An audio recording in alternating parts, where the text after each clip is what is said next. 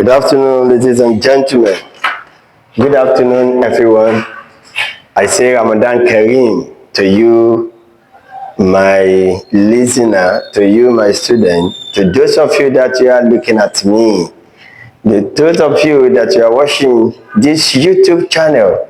I say happy Ramadan Kareem. Mo kí gbogbo ojú tó ń wò mí pátápátá yẹn akẹ́ni kankan pé a kú òǹgbẹ a fi kú ní oṣù tá a wà oṣù yẹsẹ̀ kí Ọlọ́run ọba lèkẹ́lá kí Ọlọ́run kó jẹ́ kí ẹ̀mí wa kí ó làjá kó sì já gba ọ̀pọ̀lọpọ̀ àtúntìdé lọ́sàn-án yìí o kí làwọn atúmọ̀ wa òun náà ló wà lókè yìí ní pápápá owó tó bí ọjọ́ mẹ́ta tí a ti wà lórí ìkànnì yìí fún ìdí kan tàbí ìkejì náà ni a máa dúpẹ́ lọ́wọ́ Ọlọ́run pé àtúntò padà ríra wa Ọlọ́run yóò jẹ́ kí ìmọ̀ ẹnì kọ̀ọ̀kan wa kó máa lékún sí. Ọ̀yá a tún fẹ́ gbìyànjú a tún fẹ́ bọ́ sí orí intanṣe yìí níta bó wá lónìí ní permutation fún àǹfààní àwọn tá a ṣe jamb dáadáa mi ní pẹ́ lórí ẹ̀ má ṣàlàyé ní táǹpẹ̀ ní permutation tábà tí wá ṣàlàyé ní táǹpẹ̀ ní permutation a wà máa gbìyànjú àbọ̀ sínú pé bó ni jamb ṣe máa ń béèrè question ìwọ tó ṣe fọ́dà màtí náà á gbìyànjú àwọn aspect kọ̀ọ̀kan tá a lè fi ṣèrànlọ́wọ́ fún ìwọ náà ní pápápá. Now permutation, níbo ni permutation ti wá? Kí ló ń jẹ́ permutation? Báwo la ṣe lè mọ̀ pé eléyìí ni wọ́n pè permutation? Permutation simply defined as an arrangement of an object in a particular order. Simple, that's what they call it, permutation. Arrangement of an object in a particular order. Kí là ń pè bẹ́ẹ̀? Ó ní pé bá a ṣe máa ń tò nǹkan tẹ̀léra wọn tí ò sì ní yàtọ̀ bíi kíni a fẹ́ kọ abcd a gbọ́dọ̀ kọ ní acb efg ju no kìí ṣe bẹ́ẹ̀ in a particular order báyìí la ṣe fẹ́ tó bẹ́ẹ̀ náà láti ṣètò a fẹ́ kọ lẹ́tà kan tí ó jẹ́ àbújá a gbọ́dọ̀ kọ ní àjàbú kìí ṣe bẹ́ẹ̀ àbújá yẹn la fẹ́ kọ kálájàbú náà la fẹ́ kọ bá a ṣe fẹ́ kọ la ṣe kọ in a particular order a jẹ́ pé bá a ṣe tó nǹkan tí fi gún régé òun là ń pè ní kẹ́ni o permutation a wà náwọn ìyá méjì a ní àwọn èèyàn méjì kan bẹ̀ èèyàn méjì wo ni a máa sọ̀rọ̀ nípa n àti kẹ́ni àti r kí là ń pè ní n òun ni total number ń tọ́ fẹ́ ṣe total number iye tá a fún ọ ọ̀dà ẹ jẹ́ ká jọ wò ọmọ mélòó wà ní kíláàsì ss1 wọ́n ní ọmọ mẹ́wàá ni ọmọ mẹ́wàá yẹn it is our number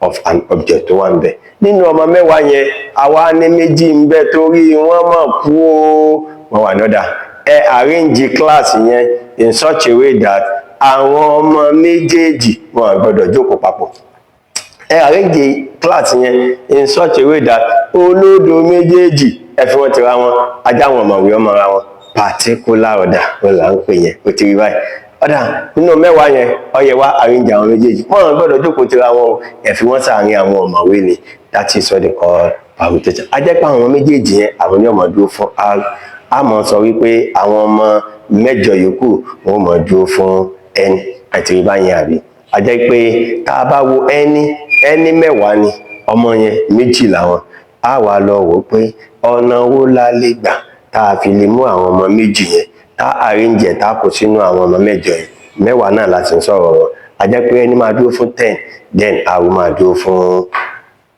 object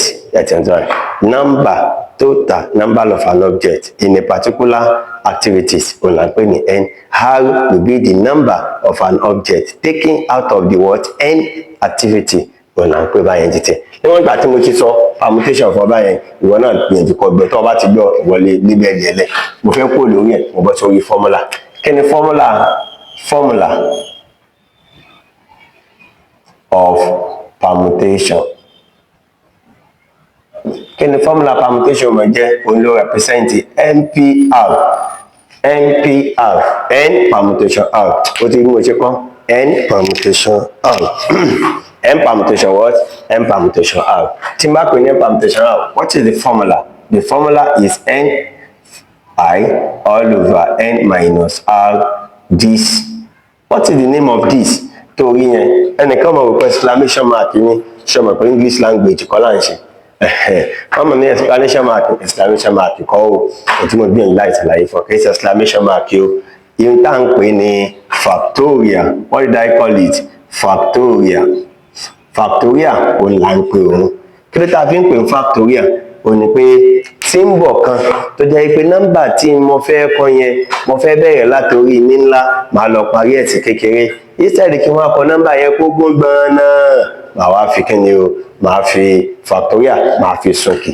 A jẹ́ pé ìsókè là ń pè ní kíni factorial. Ìsókè kíni? Ìsókè àwọn nọ́mbà tó gùn òun là ń pè ní kíni factorial. Factorial yẹn ni ó jẹ́ símbọ̀ yẹn nínú English language tí wọ́n kọ exclamation mark ní. Kí la dẹ̀ máa ń fẹ́ exclamation mark ṣe? A fi máa ń express mood action of a something. Eléyìí náà instead kó gùn gbọ́nà a fi sókè. Ọ̀yá tẹ́tí òwò mi bá ṣe wà máa gbé. Mo ní zero láàkọ́ ní zero factorial it means what? 1. Kọ́ lọ mọ̀ bẹ́ẹ̀. 1 factorial it means 1. Instead kí ni ó jẹ́ 0 times 1 factorial. Sorry, nílá láti bẹ̀rẹ̀ àbí 1 times 0 factorial. Mọ́tẹ́ gbàgbé pé 0 factorial is 1. Therefore, everything equals to what? 1. Mo tún bọ́ sórí 2. Mo fẹ́ arrange ẹ̀ ní wọ́n á máa bẹ̀rẹ̀ láti bẹ̀rẹ̀ 2 times 1 òní ọ̀nà fún ọ ní 2 factorial. O ti rí báyìí? Ok. 2 times 1 yóò lọ jẹ́ 2 ní tiẹ̀ àti 2 factorial. Here will be 3 factorial. Wọ́n jẹ́ 3 times 2 times 1. Bí mo ṣe ń tò lẹ̀. Therefore, this one is 2, this one is 6. We have 4 factorial as well. The 4 factorial will be 4 dot 3 dot 2 dot 1. Oh no, ló máa jẹ́ kí ni o? 4 times 3, 12. That is 24. But only 5 factorial for you. Oh no, bẹ̀rẹ̀ látòrí 5 dot 4 dot 3 dot 2 dot 1. Oh no, ló máa fún wa ní 120. Mo bọ́ sórí 6 factorial. Onú wọn jẹ́ 6 dot 5 dot 4 dot 3 dot 2 dot 1 equals to 720. Màá tún bọ́ sórí 7 factorial. Onú tó máa lọ sórí that is 7 dot 6 dot 5 dot 4 dot 3 dot 2 dot 1. Dot tí mo fi ti yẹn it means multiplication in mathematics. Please don't mistake. This one is 50. 40. Mo tó bọ́ sórí 8 náà. 8 yẹn máa jẹ́ 8 dot 7 dot 6 dot 5 dot 4 dot 3 dot 2 dot 1. Òun náà tó máa jẹ́ lábẹ́bẹ̀ yẹn. Òun náà tó máa jẹ́ kíní sí 0 2 4 4 32 3 35. That is ó máa jẹ́ 4320. Mo tún bọ́ sórí ẹ̀ mo bọ́ sórí 9. 9 yẹn máa jẹ́ 9 dot 8 dot 7 dot 6 dot 5 dot 4 dot 3 dot 2 dot 1. Ó máa jẹ́ 0 8 number 1 27 28 number 2. That is 2. Ó máa jẹ́ 36 to 18. Then abọ́ sórí 10. Ó náà máa jẹ́ 10. And I'm get 10 dot 9 dot 8 dot 7 dot 6 dot 5 dot 4 dot 3 dot 2 dot 1. 1 2 3 4 5 6 7 8 9 10. Kilo náà máa jẹ́ títẹ̀. Ó máa jẹ́ 3628800. Tó máa jẹ́ títẹ̀ yẹn. 10 you know what you mean. That is, if I don't want to write it long like this, then I can only write it in a short way like this. In time going factorial here. I get the formula permutation thing ó máa jẹ́ n factorial over n minus r factorial. Nígbà tó jẹ́ wípé you are taking r into consideration. Ọ̀tán ìtumọ̀ nìyẹn. Bó la ṣe wá bẹ̀rẹ̀ rẹ̀? Jẹ́ ká wá bẹ̀rẹ̀ operation nínú kíni nínú bí. Ní operation tá a fi bẹ̀rẹ̀ ó ní simplification. Operation mo la fi bẹ̀rẹ̀ simplification of permutation. Simplification of permutation. Now, example 1. It says simplify 5 permutation 3 plus 4 permutation 2. You have to simplify this. How are we going to simplify? N, this is the formula you are going to use. Therefore, you have 5 factorial over, this will be 5, minus 3 factorial. Everything plus what? Plus 4 factorial over 4 minus 2 factorial.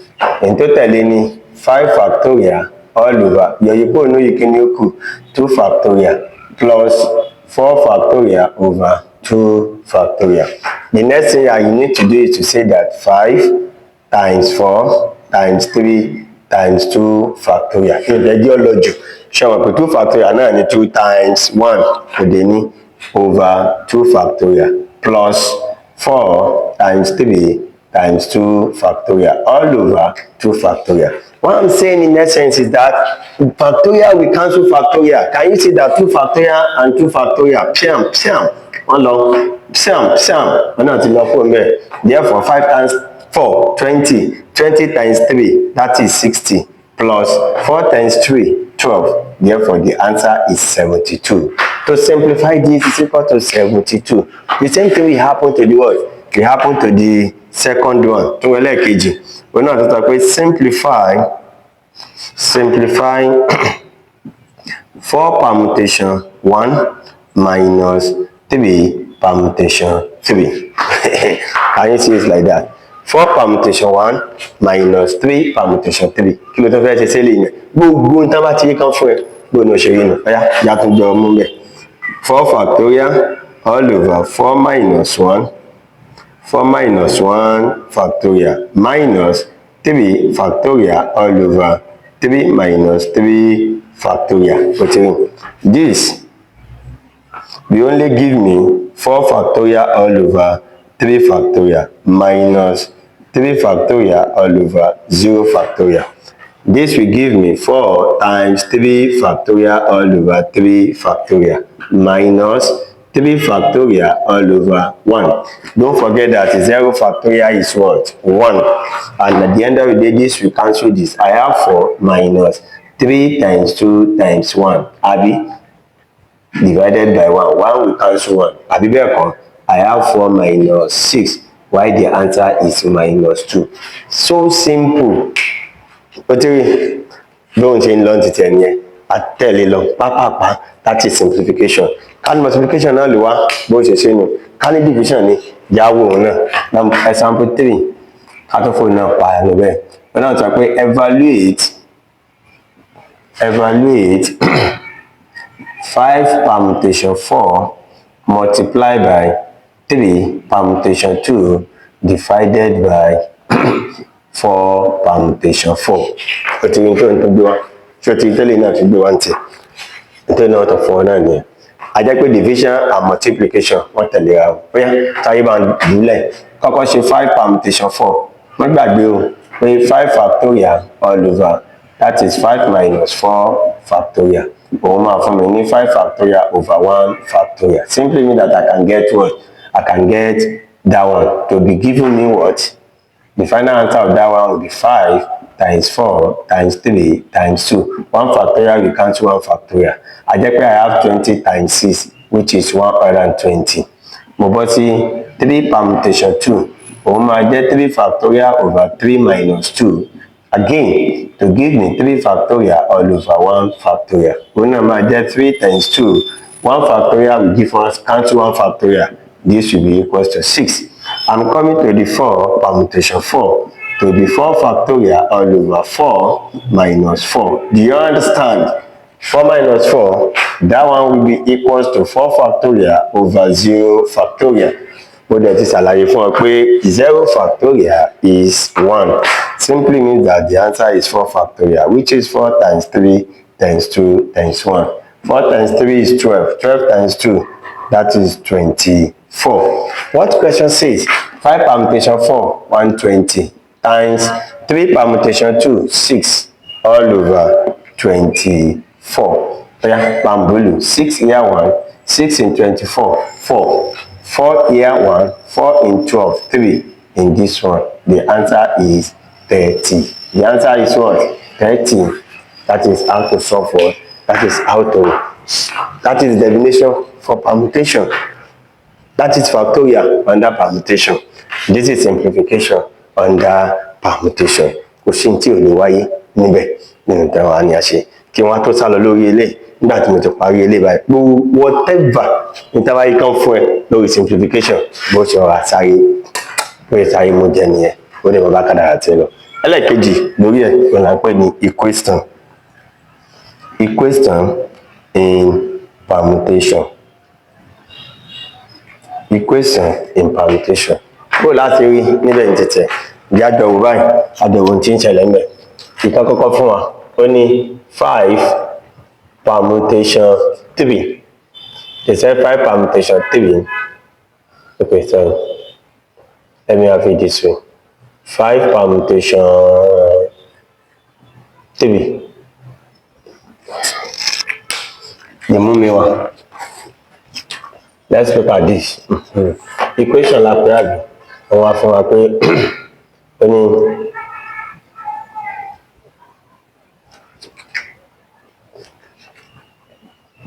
5 permutation R is equal to 20. Alright. 2, 3. 5, 4, 3, okay. Full stop. Find out. What does it say? Equation here. That is equation under permutation. It's so simple. Best thing to do is to say that employ the formula. Don't forget, right from where we are coming from. 5 factorial over 5 minus R factorial is equal to 20. I think you can get it like that. Then, when you now say that 5 factorial like that is equal to 20, the next thing I need to do is to just cross multiply. So, cross multiply, five factorial is equal to 5 minus R factorial multiplied by 20. I said that 5 factorial, nígbà tí mo cross multiply, 20 to 1 multiply. Okay, what is the next thing I can do to give me something nice? Let me do it this way. I can say that 5 multiplied by 4 factorial. I can say that 5 multiplied by 4 factorial. But 5 at 20, but I think 5 times 4 times 3 factorial. Sure, go express it. We must 5 times 4. That's 3 factorial. Now, answer 5 minus R factorial times 20. 5 times 4, for me 20 multiplied by 3 factorial is equal to 5 minus R factorial times 20. I get 20, you by 20 low. Therefore, this one will be 3 factorial is equal to 5 minus R factorial. Nígbà tí mo ti lè ní factorial lẹ́yìn àwọn méjèèjì, jẹ́ kí factorial yẹn gbé igi léra wọn, ó máa jẹ́ 3 into 5 minus R. Let's collect the like terms. You collect the what? The like terms. Any moment you collect the like term, wàá ipá ń ṣe máa jáde ń sìn. Ṣé o pé kò lè tó kò yé o? Bóyá bámi gbélé wá sí gbélé lọ síbi. A jẹ́ pé R is equal to 5 minus 3. R equals to what? 2. That is the way that you are going to solve the problem. That is the question in permutation. That is the way they can give a problem. When you are given a problem like that, tó bá fi 2 sí bí, kò gbé 2 sí bí, 5 minus 2, kí ló máa fún ẹ 3. Tó bá ní 5 factorial, divide by 3 factorial, then you go for any 20. That is equation under it is that. Can you see it's very simple? We have a lot of equations. You can be more converting. Go no. Or have a question to battle where course what I see me. Question 3. We're not saying find 6 permutation R plus 1 if 6 permutation R is equal to 6. If 6 permutation R is equal to 6. What they said you should find this. If this is this. This one is UTME.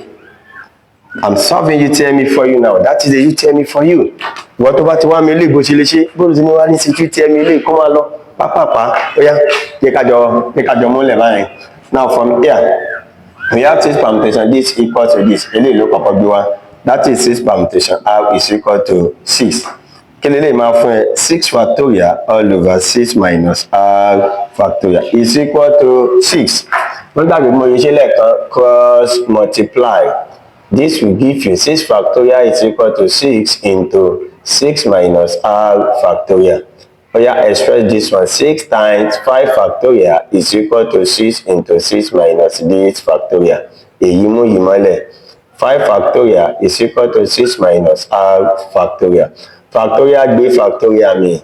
5 equal to 6 minus r. Collect what? Like terms.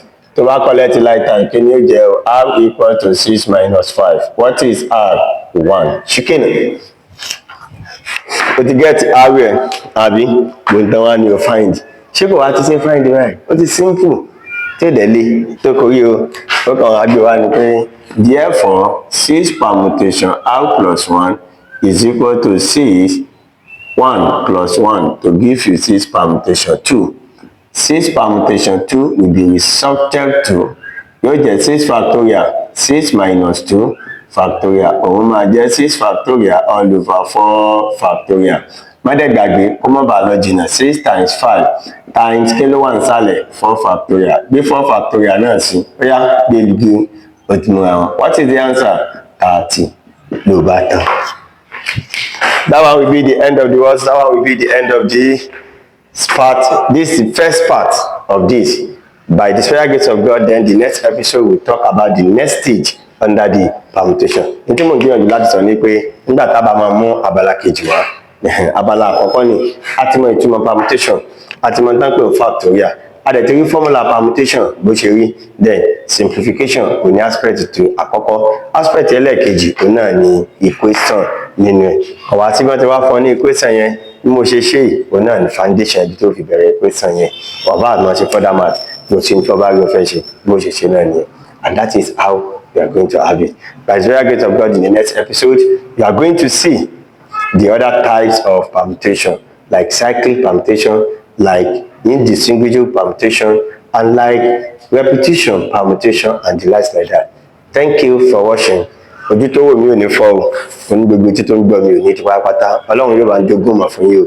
Bọ̀ gbìyànjú o, gbogbo ẹni tí kò sáré, gbogbo ẹni tí ò sáré kò ní láàgùn o, gbogbo ẹni tó sáré ní láàgùn. Ìtumọ̀ ní pé gbogbo ẹni tí ó bá ṣiṣẹ́ ò ní a máa ń pín lérè.